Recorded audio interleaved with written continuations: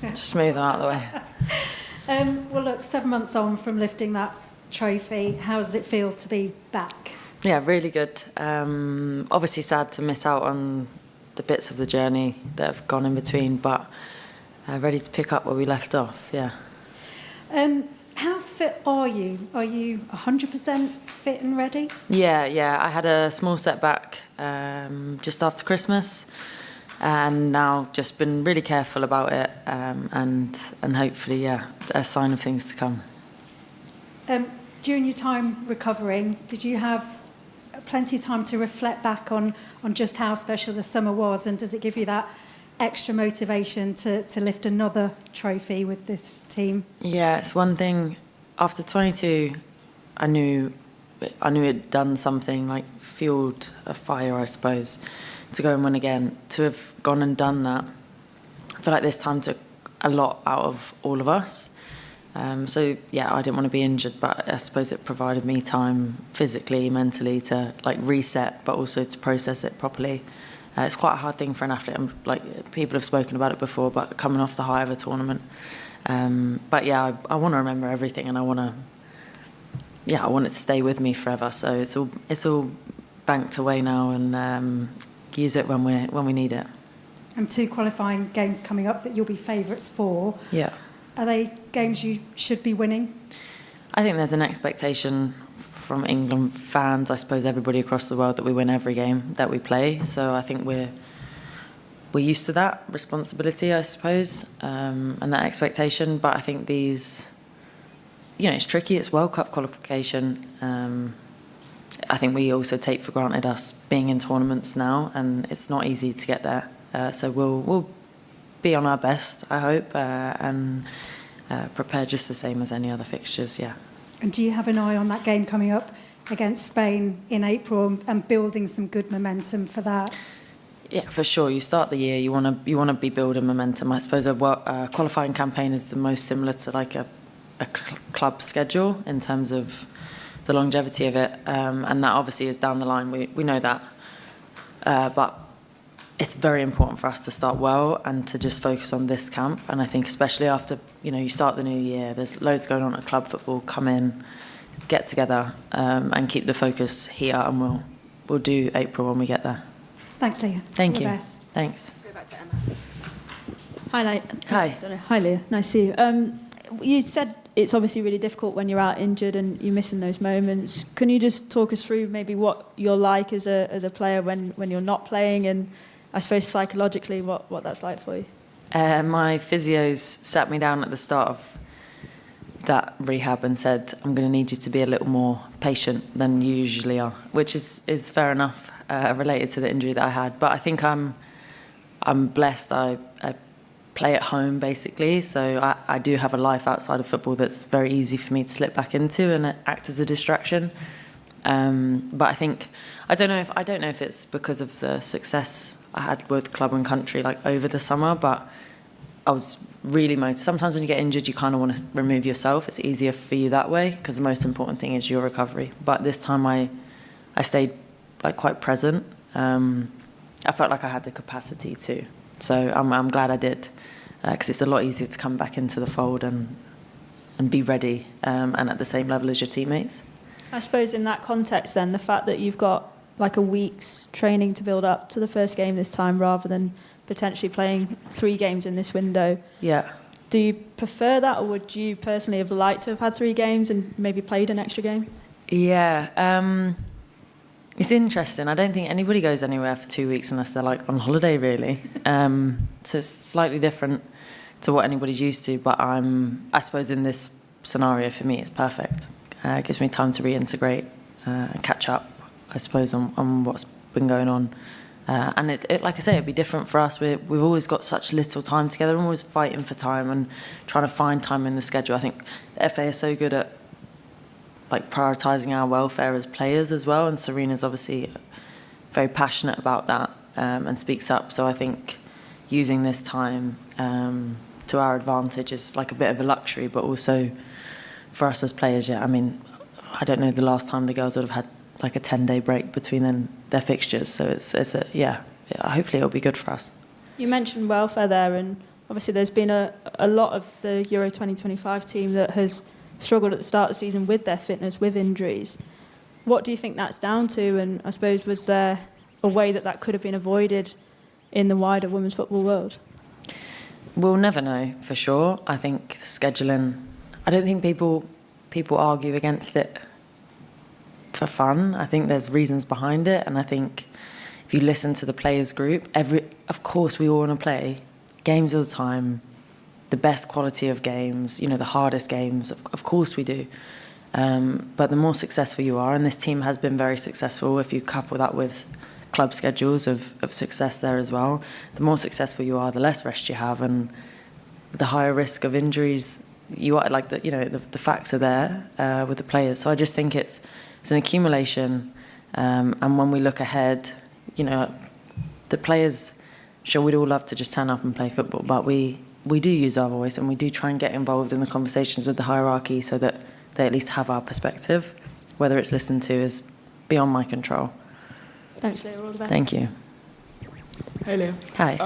Obviously, you're going to be playing Ukraine and Turkey because they're not able to play in their home stadium. Do situations like this, games like this, kind of put things into a bit of perspective? I think we'd be silly not to. Well, firstly,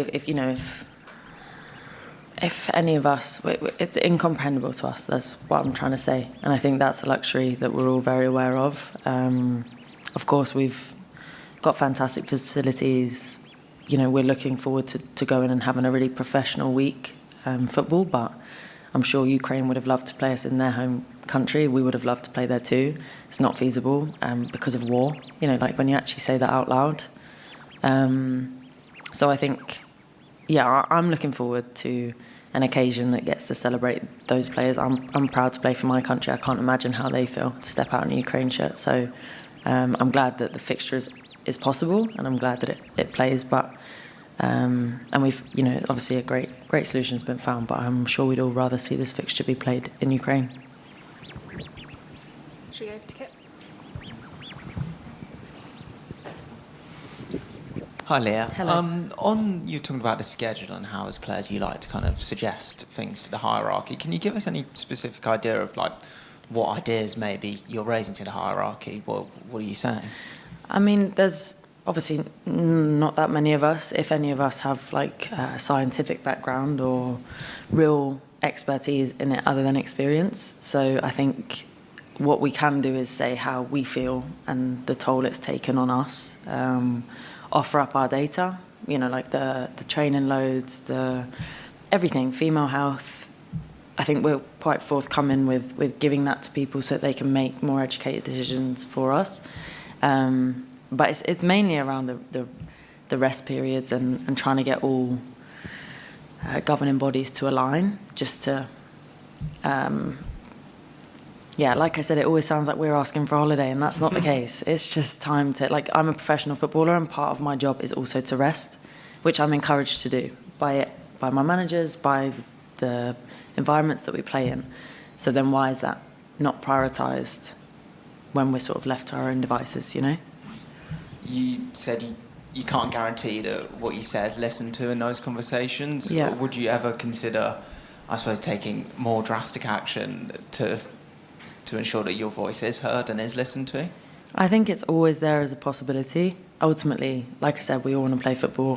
Nobody wants any games, years, seasons to be taken away from them, tournaments especially. But I think across men's and women's football, I think the possibility for growth in the game, it just never seems to end, and the money that's on the table for everybody involved will benefit from that too.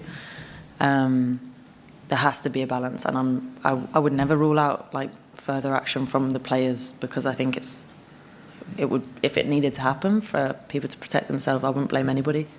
And just to be specific, and I was kind of talking around further action, would that be a strike action? Would you go that far? Or? I think, I've not had any conversations about this right now, but I would, like I said, I would never, if a group of people doesn't feel like they're getting listened to, then history suggests that that's the only way sometimes they can be heard. So I'd never rule it or take it off the table. I just don't think that's where we are now. I think we're still in a phase where we can all collaborate and listen and educate. Thanks. And just finally, I appreciate you said you're kind of picking up where you left off Yeah. after winning the Euros. But does the fact that we're now looking forward to the World Cup eventually, and that's kind of the main thing left, I guess, for this team to win, does that provide almost new and fresh motivation? I hope so. I hope so. Like I said, in terms of like focus and application and being ready to be at our best in an England shirt, I think that's a consistent of this team and proving going back to back. I think it's been shown. But yeah, a new challenge. I obviously wasn't there in Australia, but that heartbreak that the girls faced in the final, of course, this is an exciting opportunity for everybody, and we want to be there. And we don't take that we don't take qualification for granted. So, yeah, everybody's head down and working hard. Thanks. Thank you. We'll go back over next to Tara. Hi, Leah. Hello. You spoke about wanting to focus on this camp in the next 2 weeks. Apart from the wins, what does that look like for you and the team? The focus of the camp. Yes. I think naturally we're on like a new cycle now, and you have new players or newer players. We have to be ready for the changing world of football. So again, it's like two opponents that we've not played in a while. Seeing even teams that you play all the time can still change drastically. So just making sure, I suppose, that we're at our best. There's a lot of uncontrollables here. 2 away fixtures, away fixture, and then coming back home to Nottingham. So I think make sure that we're at our best, match the support that we're receiving with the performances, and just keep growing. We'll go to Sonia.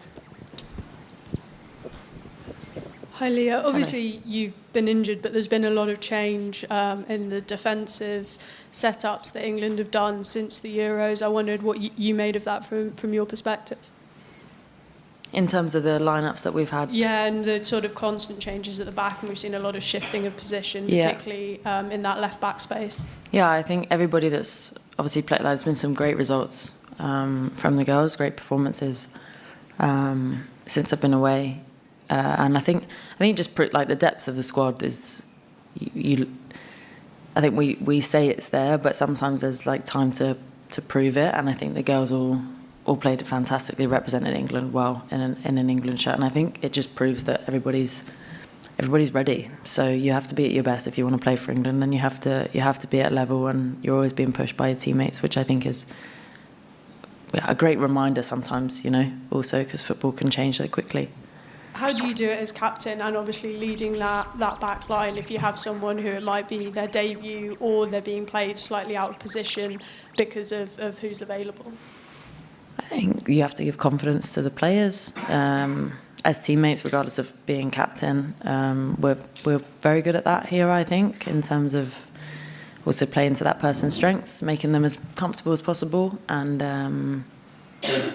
I think that we all trust each other. The standard at clubs is so high that everybody plays for, so it's not that big of a change. And then give somebody confidence, show them that you trust them, and I think you see the best in them. Go next door. Hi, Leah. Hi. How do you make sure everybody stays on the same wavelength, being obviously the captain, and you said that you're motivated after your injury for this World Cup. How do you make sure everybody else is on your wavelength and you're leading the team in the right way, coming back into the fold after missing out on the last World Cup? Yeah, I think that's the main thing. Like, I haven't been here, so I think I'm catching up just as much as anybody. I think we have such a evenly dispersed sort of leadership across the team that what you hope is that you create an environment that's